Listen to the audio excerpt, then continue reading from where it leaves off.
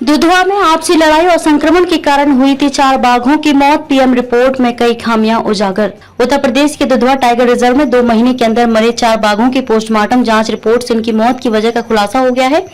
एक वन अधिकारी ने कहा कि 21 अप्रैल 2023 और 9 जून 2023 के बीच 4 वयस्क बाघ, 3 नर और 1 मादा की कथित तौर पर विभिन्न कारणों से मौत हो गई थी। इस घटना ने यूपी सरकार को जांच शुरू करने और जिम्मेदार अधिकारियों को स्थानांतरित करने के लिए मजबूर किया। प्राथमिक जांच में जंगली बिल्लियों की गश्त और निगरानी में खामियां सामने आई। बरेली मंडल के एक वरिष्ठ अधिकारी ने कहा कि शव परीक्षण से पता चलता है कि मौतें प्राकृतिक कारणों से हुई, न कि किसी परिस्थितियां अथवा अन्य कारणों से। अलग अलग मामलों में अन्य बाघों से लड़ते समय चोट लगने से 2 बाघों की मौत हुई। इस प्रक्रिया में अन्य बाघ घायल हो गए और ठीक होने की प्रक्रिया से गुजर रहे हैं। ये झगड़े जंगली जानवरों के प्राकृतिक गुणों का हिस्सा थे। बाघ क्षेत्रीय है और अक्सर विवाद होते रहते हैं। ऐसा प्रतीत होता है कि इन बाघों के बीच लड़ाई नर्मदा में संबंध स्थापित करने अथवा इलाके पर कब्जा करने को लेकर उत्पन्न हुई। परिणाम स्वरूप झड़पें हुई और अंततः चोटों के कारण मौतें हुई। अधिकारियों के अनुसार अन्य 2 बाघों की मौत संक्रमण के कारण हुई। बाघों में संक्रमण होता है, खासकर जब उनकी प्रतिरक्षा कमजोर होती है या वायरल संक्रमण से पीड़ित होते हैं। फील्ड स्टाफ और गश्त की कमी भी उजागर। विशेषज्ञों का कहना है कि बाघों के संक्रमण और स्वास्थ्य संबंधी मुद्दों पर ध्यान नहीं दिया गया। परिणाम स्वरूप मौतें हुई। सभी बाघ वयस्क थे और अपने चरम पर थे, साथ ही अपना वंश बढ़ाने के लिए आतुर भी थे।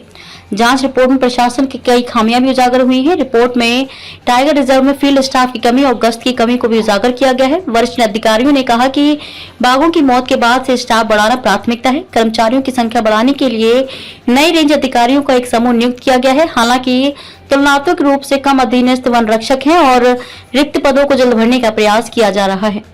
200 से अधिक कर्मचारियों की भर्ती की जाएगी। वर्तमान में टाइगर रिजर्व कुल कर्मचारियों की 40 से 45% क्षमता पर काम कर रहा है। अधिकारियों ने कहा कि हमें उम्मीद है कि पदों को भरने और बाघ अभयारण्य को कुशलतापूर्वक संचालित करने के लिए 200 से अधिक कर्मचारियों की भर्ती की जाएगी। टाइगर रिजर्व का हिस्सा दुधवा नेशनल पार्क फिलहाल मानसून के कारण बंद है। इसके बावजूद बाघों की सुरक्षा के लिए गश्त जोरों पर जारी है। उद्यान की सीमाओं के चारों ओर लगाए कीले भी पहुंचाती हैं नुकसान। स्थानीय लोगों को संदेह है कि संक्रमण से मरने वाले बाघों को लोहे की कीलों से घायल किया गया था।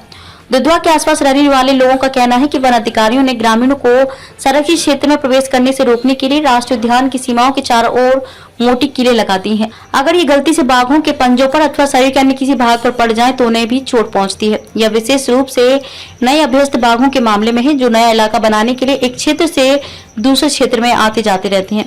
ऐसे दौर में बाघों के घायल होने की घटनाएं ग्रामीणों ने देखी हैं। राष्ट्रीय उद्यान के निकट एक गांव के निवासी भी इस बात पर सहमति जताते हैं कि ग्रामीणों और उनके जानवरों को बाहर रखने के लिए बिजली की बाड़ और अन्य सामग्रियों के साथ साथ कीलों से बाघों को नुकसान पहुंचता है।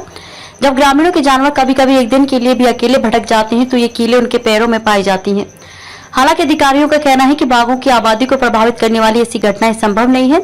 बाघ शारीरिक रूप से मजबूत जानवर है और मुख्य रूप से वन क्षेत्रों तक ही सीमित है। ये कीले जंगल के किनारों पर हैं और बाघ शायद ही कभी उन क्षेत्रों की ओर जाते हैं, क्योंकि वे किसी भी मानवीय दखलंदाजी से बचते हैं। ऐसी घटनाएं तेंदुए जैसे जानवरों के लिए संभव हो सकती हैं, जिनमें वन क्षेत्रों और शहरी या मानव आवासों के बीच घूमने की प्रवृत्ति होती है।